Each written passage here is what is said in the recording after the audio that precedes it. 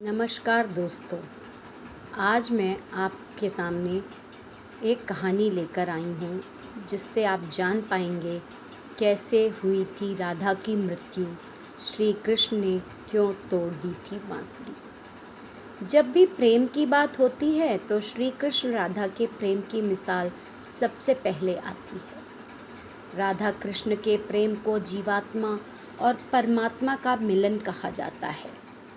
कैसे हुई थी राधा की मृत्यु, श्री कृष्ण ने क्यों तोड़ दी थी बांसुरी। राधा कृष्ण का बचपन का प्यार थी।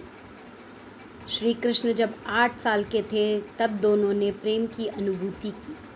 राधा श्री कृष्ण के दैवीय गुणों से परिचित थी।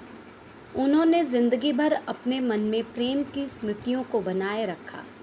यही उनके रिश्ते की सबसे बड़ी खूबसूरती है। कहा जाता है कि श्री कृष्ण को केवल 2 ही चीज़ें सबसे ज़्यादा प्रिय थीं। ये दोनों चीज़ें भी आपस में एक दूसरे से गहराई से जुड़ी हुई थी, बांसुरी और राधा।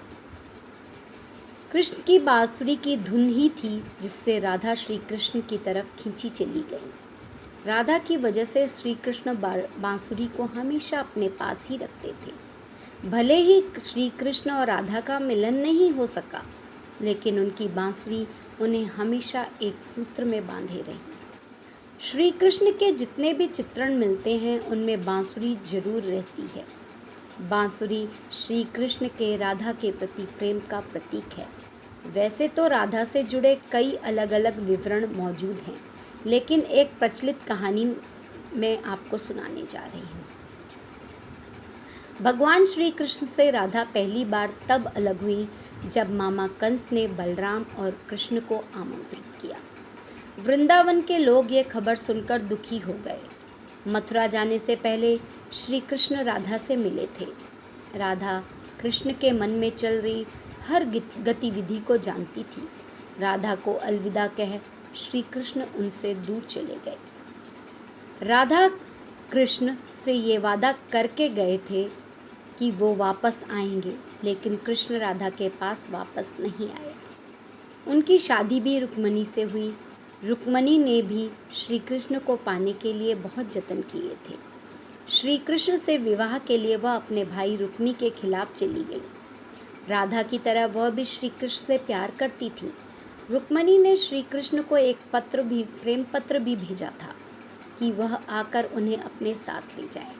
इसके बाद ही कृष्ण रुक्मणी के पास गए और उनसे शादी कर ली। कृष्ण के वृंदावन छोड़ने के बाद से ही राधा का वर्णन बहुत कम हो गया। राधा और कृष्ण जब आखिरी बार मिले थे तो राधा ने कृष्ण से कहा था कि भले ही वो उनसे दूर जा रहे हैं, लेकिन मन से कृष्ण हमेशा उनके साथ ही रहेंगे। इसके बाद कृष्ण मथुरा चले गए और कंस और बाकी राक्षसों को मारने का अपना पूरा काम किया।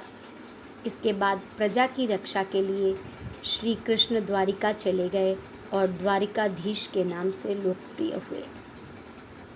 जब कृष्ण वृंदावन से निकल गए तब राधा की जिंदगी ने अलग ही मोड़ ले लिया था। राधा की शादी एक यादव से हो गई। राधा ने अपने दाम्पत्य जीवन की सारी रस्में निभाईं और बूढ़ी हुई, लेकिन उनका मन तब भी कृष्ण के लिए समर्पित था। राधा ने पत्नी के तौर पर अपने सारे कर्तव्य पूरे किए। दूसरी तरफ श्री कृष्ण ने अपने दैवीय कर्तव्य निभाए। सारे कर्तव्यों से मुक्त होने के बाद राधा आखिरी बार अपने प्रियतम कृष्ण से मिलने गई। जब वह द्वारिका पहुंची तो उन्होंने कृष्ण के रुक्मणी और सत्यभामा से विवाह के बारे में सुना, लेकिन वह दुखी नहीं हुई। जब कृष्ण ने राधा को देखा तो वो बहुत प्रसन्न हुए। दोनों संकेतों की भाषा में एक दूसरे से काफ़ी देर तक बातें करते रहे। राधा जी को कान्हा की नगरी द्वारिका में कोई नहीं पहचानता था। राधा के अनुरोध पे श्री कृष्ण ने उन्हें महल में एक देविका के रूप में नियुक्त किया। राधा दिन भर महल में रहती थी और महल से जुड़े कार्य देखती थी। मौका मिलते ही वह श्री कृष्ण के दर्शन कर लेती थी, लेकिन महल में राधा ने श्री कृष्ण के साथ पहले की तरह एक का आध्यात्मिक जुड़ाव महसूस नहीं कर पा रही थी। इसलिए राधा ने महल से दूर जाना तय किया। उन्होंने सोचा कि वह दूर जाकर दोबारा श्री कृष्ण के साथ गहरा आत्मीय संबंध स्थापित कर पाएंगी।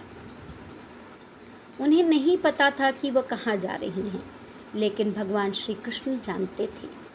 धीरे धीरे समय बीता और राधा बिल्कुल अकेली और कमज़ोर हो गई। उस वक्त उन्हें भगवान श्री कृष्ण की आवश्यकता पड़ी।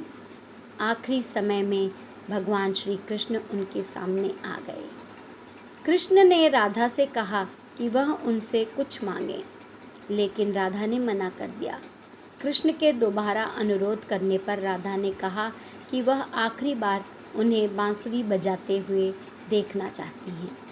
श्री कृष्ण ने बांसुरी ली और बेहद सुरीली धुन में बजाने लगे। श्री कृष्ण ने दिन रात बांसुरी बजाई जब तक राधा आध्यात्मिक रूप से कृष्ण में विलीन नहीं हो गई। बांसुरी की धुन सुनते सुनते राधा ने अपना शरीर त्याग कर दिया। हालांकि भगवान श्री कृष्ण जानते थे कि उनका प्रेम अमर है, बावजूद इसके वे राधा की मृत्यु को बर्दाश्त नहीं कर सके। कृष्ण ने प्रेम के प्रतीकात्मक अंत के रूप में बांसुरी तोड़ झाड़ी में फेंक दी।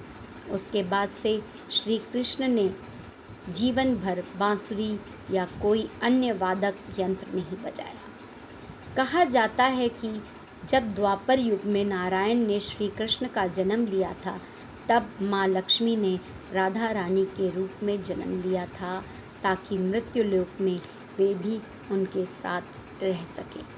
धन्यवाद।